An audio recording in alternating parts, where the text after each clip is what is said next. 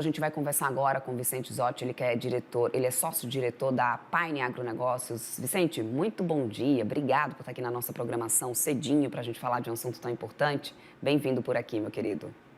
Muito obrigado pelo convite, Débora. Fico sempre à disposição. O agro sempre acorda muito cedo, então a gente está aqui sempre disponível. Madruga, junto comigo, é isso. Vicente, vamos lá. Cenário atual, né? Importações aí de soja brasileira pela China cresceram bastante enquanto os Estados Unidos perderam espaço. As tarifas, essa guerra tarifária explica esse movimento nesse momento?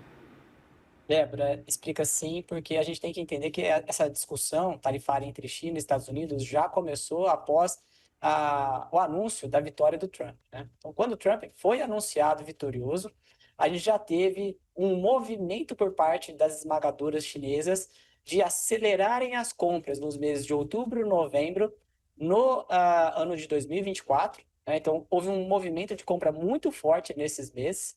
E depois, quando anunciou o tarifaço em abril, né, aí que realmente o caldo entornou, né, como a gente comenta dentro do jargão popular, né?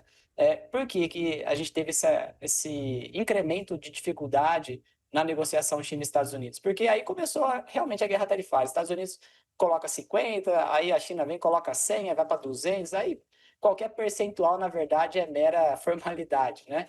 Realmente houve, em algum momento, um bloqueio total da comunicação e dessa comercialização dessa soja China e Estados Unidos. Nós precisamos lembrar também que na janela de janeiro até o mês de julho, até agosto, na verdade, a soja americana ela perde muita competitividade com a soja brasileira, porque nós entramos com a safra de verão, com um peso muito grande na soja, e aí a gente tem a melhor competitividade comparado com o cenário americano, já que o contexto do produtor brasileiro é de realizar as vendas, ele não consegue ficar segurando essa soja por muito tempo. Então, nós temos prêmios melhores do que os prêmios americanos.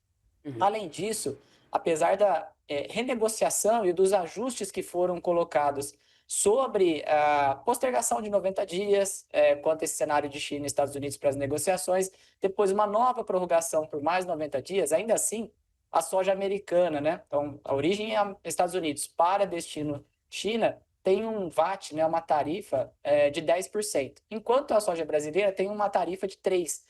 Então, só aí também já tem um aumento de competitividade para a soja brasileira. Isso explica, sim, um movimento dessa migração da soja dos Estados Unidos para a soja Brasil. Nós precisamos lembrar que agora, no mês de setembro, aí sim começa a colheita nos Estados Unidos. Então, seria natural, a partir agora do mês de setembro, essa migração de demanda sair do Brasil e ir para os Estados Unidos, por uma questão de disponibilidade, porque agora aqui também no Brasil, nosso programa de comercialização ele já está em 80%, então já fica pouca soja para o Brasil realmente negociar. Então essa demanda deveria migrar para os Estados Unidos nesse momento, principalmente agora no início de setembro. Caso não migre, você vê a soja do Brasil como competitiva para poder continuar expandindo esse espaço, essa participação nessa importação de soja para a China nesse momento, Vicente? Bom, eu te pergunto isso primeiro por questão, obviamente, né, de disponibilidade de produção, né, de capacidade produtiva, preço, obviamente, câmbio que não dá para poder a gente, né, deixar de falar. Mas um outro ponto importante que é a questão da logística. A gente sabe que na logística a gente tem um gargalo muito grande aqui no Brasil em relação a isso, para o escoamento, inclusive, dos grãos. Durante momentos que a gente chegou a registrar em alguns anos, né, safra recorde, a gente teve ali grãos sendo até mal armazenados, né, em portos e tudo mais. Isso é um problema que a gente sabe que é antigo aqui no Brasil. Então, como que você avalia essa capacidade e competitividade produtiva para a soja do Brasil para conseguir permanecer ganhando espaço nessas importações para a China? Olha, a gente tem um contexto que é o seguinte: hoje a soja brasileira é a soja mais cara comparada com os outros pares. E de grande relevância a gente só tem Estados Unidos. O programa americano de exportação dessa temporada 25-26, né, que vai se iniciar agora em setembro, ele por hora, a comercialização dos Estados Unidos para a China é zero. Esse é o menor programa desde 2019. Nunca foi tão ruim o programa de exportação americano. Então, obviamente, que pelo lado da disponibilidade, a gente só tem 20% da soja a comercializar aqui no Brasil. nós temos a soja mais cara. Ela é disponível, mas ela é mais cara. Nos Estados Unidos, nós vamos começar a ter a oferta. Provavelmente, eles vão ficar mais competitivos, porque chegando a soja no mercado, eles vão colocar um desconto sobre a soja deles e vai ter uma oferta ao mercado de uma soja mais barata do que a soja brasileira. Então, nós aqui na Pioneer acreditamos que o programa de exportação americano para os Estados Unidos vai acelerar, independentemente se vai sair acordo ou não. Na nossa tese, a China está jogando o jogo da negociação. Ela não está comprando nada. A partir do momento que Trump e Xi Jinping sentarem para negociar, eu falo, olha, eu vou comprar 20 milhões de toneladas aqui de soja dos Estados Unidos. O Trump vai usar isso como uma narrativa e vai falar, tá vendo? Olha, eu consegui que os Estados Unidos pudessem vender 20 milhões de toneladas de soja para a China. Isso vai ganhar uma narrativa, vai ganhar um peso. Mas se você olhar os anos anteriores, na média dos últimos 5 anos, o programa de exportação americano para a China tem o volume total de 28 milhões de toneladas. O programa do ano passado, né, que seria ali a temporada 23-24, encerrou com 23 milhões e 800. Esse ano, o programa provavelmente vai encerrar próximo a 18. Então, quer dizer, o ganho dessa negociação, caso ele consiga colocar 20 milhões de toneladas, não são 20 milhões de toneladas, na verdade são 2 milhões comparado com o programa mais lento, o menor programa desses últimos 5 anos. Então, me parece que vai haver um ganha-ganha, mas é na narrativa. O Trump vai falar que conseguiu acatar esse pedido dos produtores americanos. No caso da competitividade, a soja americana já vai ser a mais competitiva, então para a China não vai mudar nada, ela já migraria a demanda mesmo para os Estados Unidos, mas vai ficar essa guerra de narrativa. Então, respondendo de forma prática, a sua pergunta é, o Brasil já perdeu a competitividade para o mês de setembro, outubro e novembro. Os Estados Unidos vai certamente entrar com uma oferta maior de soja e a China, não tendo outra alternativa, vai comprar dos Estados Unidos, mas pode haver um processo de ganho de narrativa nesse momento. Vicente, você falou uma coisa que me chamou a atenção, me prendeu, aliás, até agora, que é o fato da gente ter a soja mais cara, né, em relação aos pares. O que faz, então, a soja brasileira chegar a ter, né, esse patamar, porque somos um grande produtor, aliás, né, de soja. O que poderia acontecer, né, no setor para que a gente tivesse uma melhora desses preços e talvez ganhasse mais competitividade lá fora? Isso é possível de acontecer e num momento crucial como esse, né, de um redesenho, né, de todo um comércio, de toda uma cadeia, né, de comércio global, não seria crucial isso acontecer a partir de agora? O que falta para que isso aconteça? Essa pergunta ela é muito boa porque ela vai trazer 2 contextos. O primeiro é a questão da União Europeia.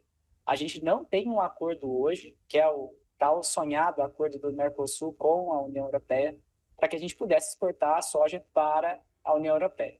Então, esse é um primeiro ponto que poderia acontecer e a gente participar mais do mercado. Então, apesar da soja brasileira ser a soja mais barata, a gente não tem, infelizmente, esse acordo com a União Europeia, então não vai para lá essa soja. No caso do Brasil, 75% das exportações que nós fazemos aqui de soja já é para a China. Então, na verdade, o que a gente precisaria não é aumentar a concentração da exportação na China, porque nós já somos muito competitivos, nós já temos um ótimo relacionamento com a China nesse quesito, com esse commodity, né? Só que a gente precisa abrir um novo mercado. Só que novos mercados não têm, dentro do mercado de soja, o menor peso comparado com a China. Então, o que a gente gostaria é que a China consumisse mais soja. O problema é que para a China consumir mais soja, a gente precisa de aumentar o uso do farelo, e isso demandaria com que a suinocultura tivesse margens melhores para aumentar o plantel e aumentar o uso de ração, ou que a gente tivesse um uso maior ainda de óleo vegetal. Lembrando que hoje o óleo de soja, dentro dos óleos vegetais, é o mais barato. Então, a demanda por soja, ela praticamente travou. Obviamente que é uma demanda importante, é um volume muito grande, mas o que eu quero dizer é que o novo crescimento dessa demanda por soja, ele está realmente travado. Então, para a gente ter hoje, no Brasil, uma capacidade de entregar mais soja e ter ali uma condição de demanda maior pela soja brasileira, precisaríamos abrir principalmente o mercado europeu, que por hora, isso me parece ter uma certa dificuldade de ocorrer, né? Tanto que o que o Brasil está fazendo é tentar abrir o mercado para a China de outras commodities. Então, houve o acordo fitossanitário para exportação de sorgo, que é uma outro produto, né, outro grão aí que a gente pode começar a ter uma relevância um pouco maior para até tirar essa dependência da soja e China, né, já que 75% dessa soja vai para a China. Então, quer dizer que se acontecer algum problema com a China, os produtores de soja praticamente ficam na mão, porque não existe no mundo outro país que consiga demandar aquilo que a China demanda. Então, fez esse acordo fitossanitário para o sorgo, fez para o gergelim e vai tentando abrir outros mercados com outras commodities. Talvez esse seja um caminho muito melhor. Claro, saindo do acordo com a Europa, a demanda por soja brasileira pode aumentar. Perfeito, Vicente. Eu quero muito agradecer a tua participação aqui conosco, ótimas colocações. Vicente Zotti, sócio-diretor da Pine Agronegócios, bem-vindo sempre por aqui. Forte abraço para você. Manda um abração aí também para o Ale e para todo o time aí da Pine, meu querido. Até a próxima. Até, um abraço. Até mais.